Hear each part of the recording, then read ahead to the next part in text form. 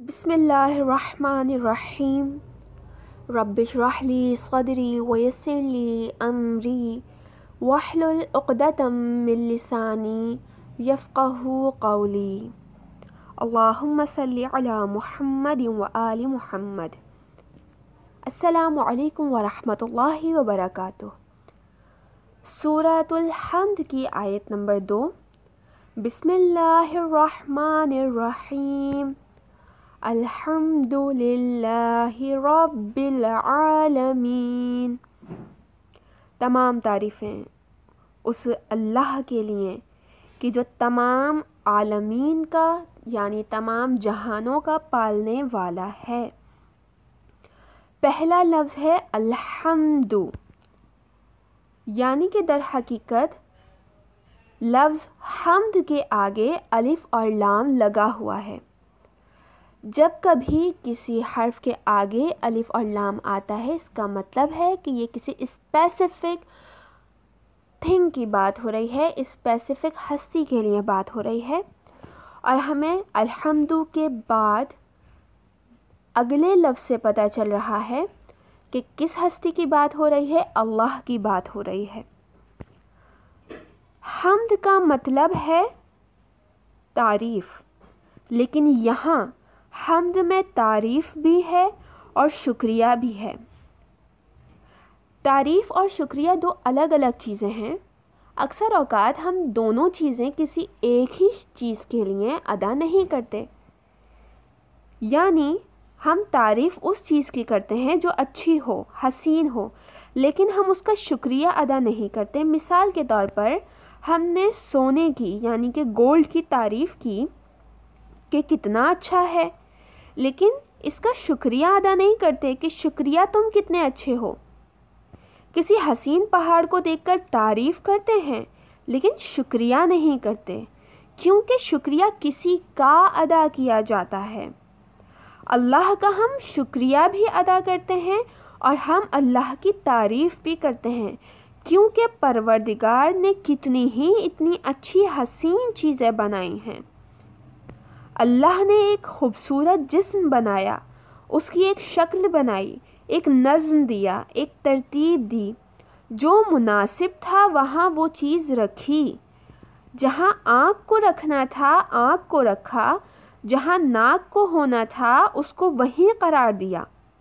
हर चीज़ को उसने हसीन बनाया, तरतीब के साथ बनाया, क्योंकि इसने अता किया है हमें, तो हम उसका शुक्रिया अदा करते हैं। तीसरा लफ्ज़ है रब। रब के मायने हैं पालने वाला, संभालने वाला, मालिक, खालिक, तरबियत करने वाला। और अगला लफ्ज़ है आलमीन, यानी कि अल्लाह आलमीन का यानी कि जहानों की तरबियत करने वाला है, पालने वाला है।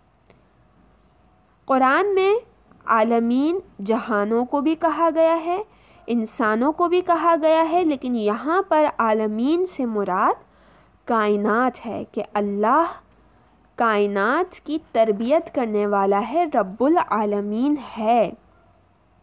तरबियत देता है, हिदायत देता है। किस तरह?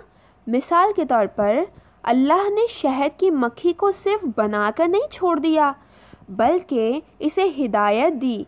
कैसी हिदायत?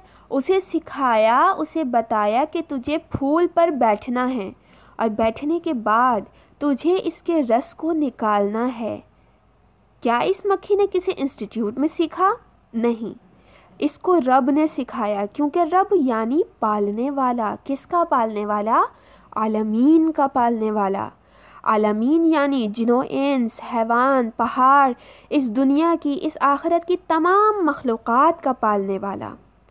जैसे मक्खी को सिखा रहा है, वैसे ही हर मखलूक को इल्म दिया, हिदायत दी कि क्या करना है और कैसे करना है।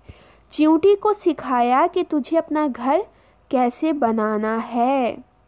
एक दाना है, इस दाने को आपने ज़मीन में डाला, लेकिन इस दाने को रास्ता बताने वाला कि इसे कैसे खोशे में तब्दील होना है, रब है। यानी रब खल्क भी करता है, پھر مینیج بھی کرتا ہے اور اس کے بعد ہدایت دے کر تربیت بھی کرتا ہے. یعنی اللہ اپنی مخلوق سے مسلسل کنیکشن میں ہے. اللہ اپنی مخلوقات کو مانیٹر کر رہا ہے مسلسل. لیکن اگر ہم دنیا میں دیکھیں تو دنیا میں بہت سارے لوگ ہیں کہ جو کسی چیز کو بناتے تو ہیں لیکن سنبھالتے نہیں ہیں. مثال کے طور پر گاڑی بنانے والا گاڑی بنانے کے بعد اپنا کنیکشن ختم کر لیتا ہے، گاڑی کو سنبھالتا نہیں ہے. لیکن کچھ لوگ ہیں جو بناتے نہیں ہیں چیز کو لیکن سنبھالتے ضرور ہیں. جیسا کہ گاڑی خریدنے والے کا گاڑی خریدنے سے پہلے کوئی کنیکشن نہیں تھا، لیکن گاڑی خریدنے کے بعد اب کنیکشن ہے اور وہ گاڑی کا خیال رکھ رہا ہے، اس کو مانیٹر کر رہا ہے. یعنی کہ دنیا والوں کا اپنی چیز سے کنیکشن ٹیمپرری ہوتا ہے، عارضی ہوتا ہے. گاڑی بنانے والے نے گاڑی بنانے کے بعد اپنا کنیکشن توڑ لیا، اور گاڑی خریدنے والے کا کنیکشن ہی نہیں تھا گاڑی خریدنے سے پہلے. لیکن اللہ تعالی وہ رب ہے کہ جو اپنے مخلوقات کو مسلسل مانیٹر کر رہا ہے اور اس کا کنیکشن اپنی مخلوقات سے پرماننٹ ہے. اس بات کی گواہ ہم اس طرح ہے کہ دنیا والے جب کسی کا ساتھ نہیں دیتے، اکیلا چھوڑ دیتے ہیں، کوئی سہارا نہیں ہوتا، اللہ نے اس شخص کا ہاتھ تھاما ہوا ہوتا ہے اور پھر خدا جسے چاہے عزت دیتا ہے، جسے چاہے ذلت دیتا ہے. اللہم صلی علی محمد و آل محمد وعجل فرجہم. والسلام علیکم ورحمۃ اللہ وبرکاتہ.